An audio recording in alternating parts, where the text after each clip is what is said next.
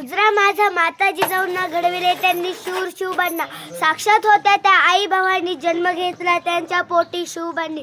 सर्वांना माझा नमस्कार. माझे नाव समृद्धी मिलिंद दळवी. आज राजमाता जिजाऊ यांचा जन्मदिवस.